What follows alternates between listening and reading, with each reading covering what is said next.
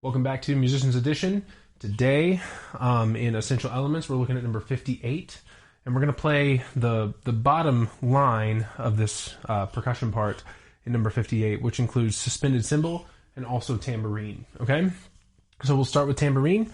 Remember, with tambourine, we want to grab it around where that hole is, right? You don't stick your finger in it, but that's where we want to grab it because that's where the gap in the jingles are, right? So that's where your hand can fit nice and comfortably. Remember, many tambourines have this little kind of cutout here. It's also a nice little reminder of where to put your hand, okay? Just grab a hold of it like that, right? And we're going to make a little puppet with our other hand, and that's how we're going to play, right?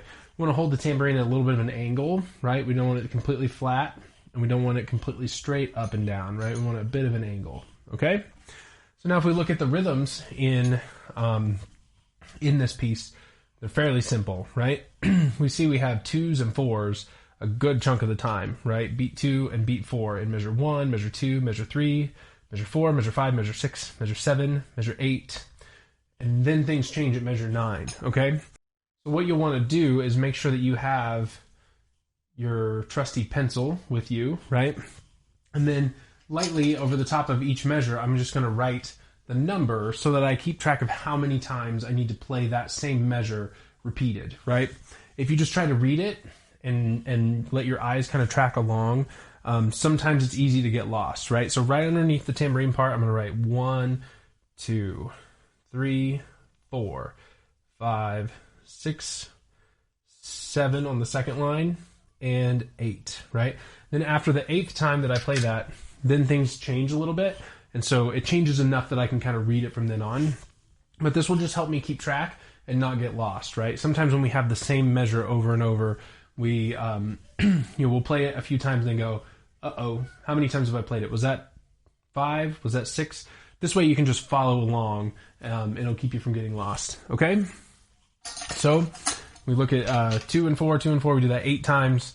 You look at measure 9, we have 1, 2, 3, rest, 1, 2, 3, rest. Then we're back on 2s and 4s, but just one measure, right? You see rest, 2, rest, 4.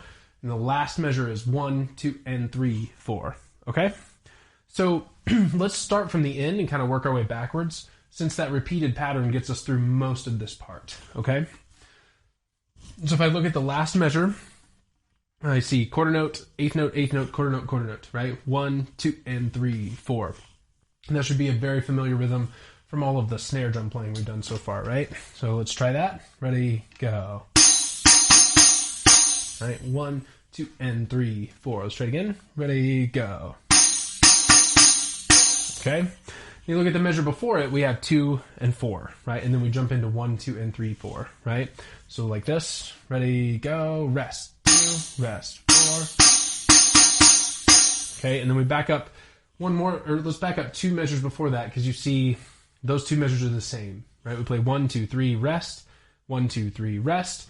And then we're into what we just had, right? So this is 4 measures from the end. Let's try that. And ready, go. Rest, 2, rest, 4. Okay? Let's try that much one more time, and then we'll pair it up with all the 2s and 4s that come before it. Okay? Here we go. 4 measures from the end. And ready, go.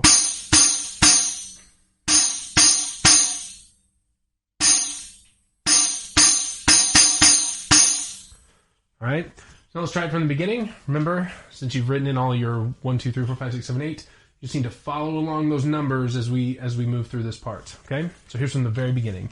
1, 2, ready, go. 1.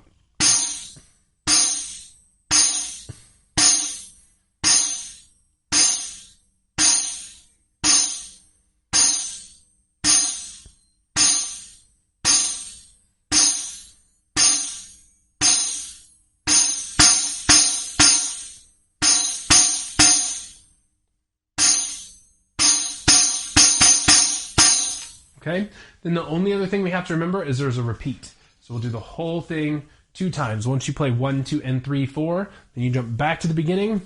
But do notice that your first beat at the beginning is a rest, right? So you play 1, 2, and 3, 4, rest, 2, rest, 4. Okay? Now let's play the whole tambourine part with the repeat all the way through. Okay? And 1, 2, ready, go.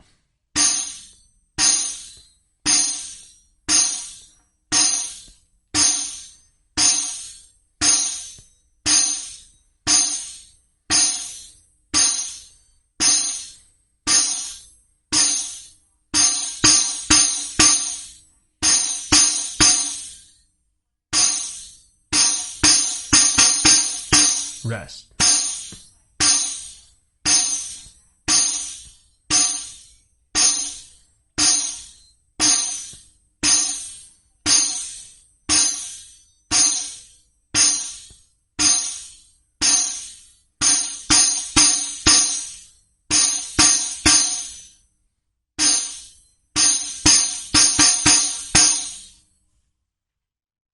Okay, so that's the tambourine part. Now we're going to move on to the other part on that line, which is suspended cymbal.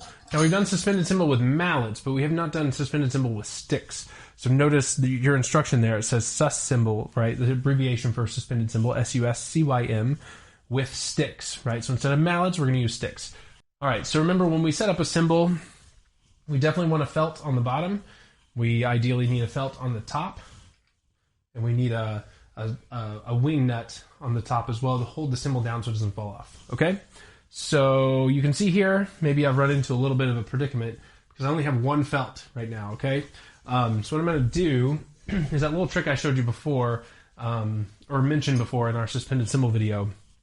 If you're playing in the classroom, make sure you ask your band director before you do this.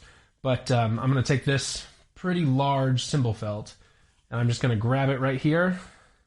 It takes some grip strength, right? But I'm just going to rip it in half, trying to get them each side as equal as I can, right? And now I have two felts, whereas before I only had one, okay? And this is helpful in because you need one on the bottom and on top. But also this one was really, really thick, right? And so if I make it a little bit thinner, it's actually going to work better for the spacing of the cymbal and the wing nut on top, okay? So I'm going to take one of those felts, put it on the bottom. Take the cymbal, put it on the top. Take the other felt, put it on top of that. Take the wing nut, put it on top of that. And personally, I don't like to tighten it down very much. I like to leave it pretty loose so the cymbal can kind of move around and vibrate, okay? Now, I like to play a suspended cymbal nice and flat, okay? You can see mine was at a bit of an angle, so I flattened it out a little bit, okay? I also like to keep it at the same height that I would play a snare drum, right?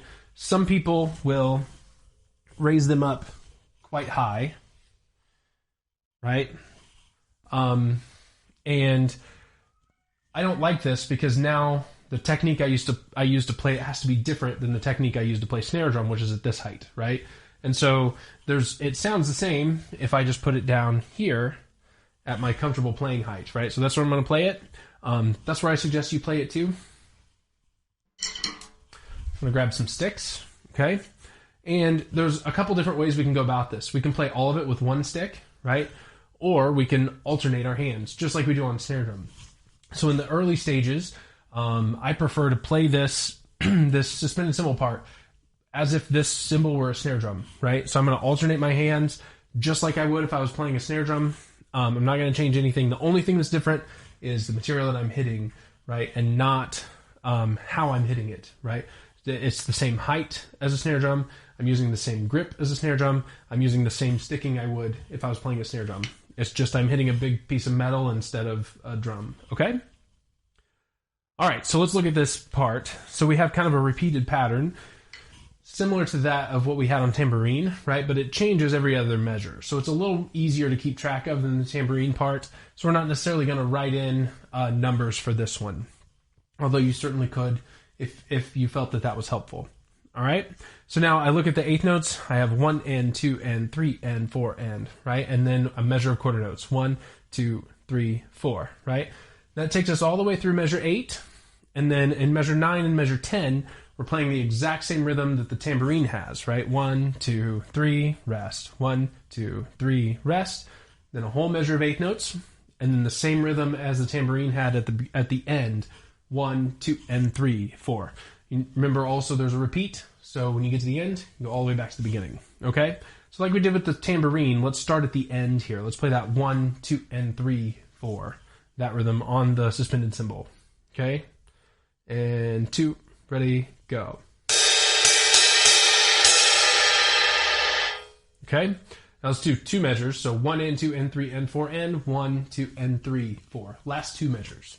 And ready, go.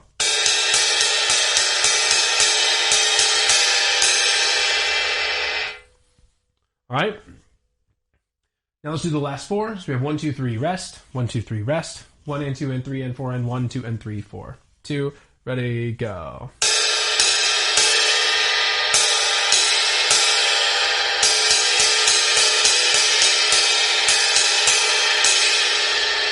All right. Now, one thing about these 2 measures, right? If we see a rest, sometimes on cymbals we muffle, sometimes we don't, right? So we have to think about the context of the music, right? So let's think about what's happening in the other percussion parts here, since we have them all in front of us, right? So we play 1, 2, 3, and then there's a bass drum note you see on beat 4 on the line above the line we're reading right now, right? And that bass drum line says solo, right? So what we could probably do, that happens 2 times in a row, right? The 4th measure from the end and the 3rd measure from the end. So what we could probably do is muffle the cymbal on beat 4 each of those times so that we kind of get out of the way of the bass drum solo before we come back in, right? So the way I would play those measures is like this.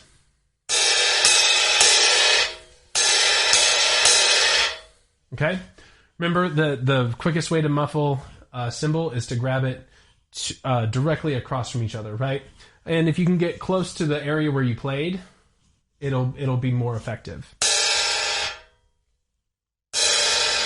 Right? And you can hear if I grab it in a spot where further away from where I played, it's less effective.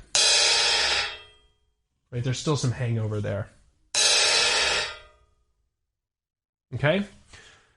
So let's try this from the beginning. We'll take the repeat. We'll muffle on beat 4 there, where the bass drum solos are in those 2 measures, right? And then we'll take the repeat and go all the way back to the beginning. Okay? Here we go. And 1, 2, ready, go.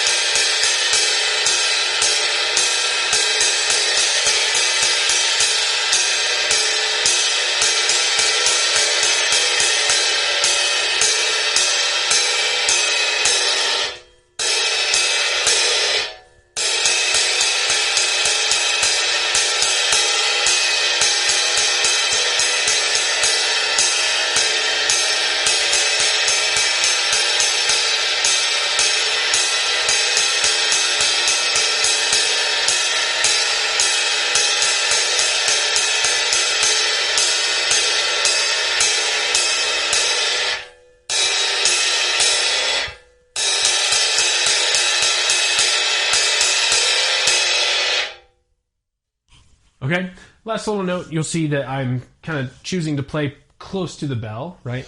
Not right on the bell. That gives us kind of a different sound, right? But I'm playing just a little bit away from the bell because that's going to give us kind of a more articulate sound, right? Less kind of sustain and more attack of the note, okay? The reason I want to do that is because I have a lot of rhythms, right? This part moves kind of quickly. If I had more like single notes, then I might play closer to the edge, so we get more of the wash of the cymbal as opposed to more of the articulation of the cymbal, okay? So that's another decision you can make based on what's happening in the part, okay? So that's number 58, Tambourine and Suspended Cymbal. I'll see you next time.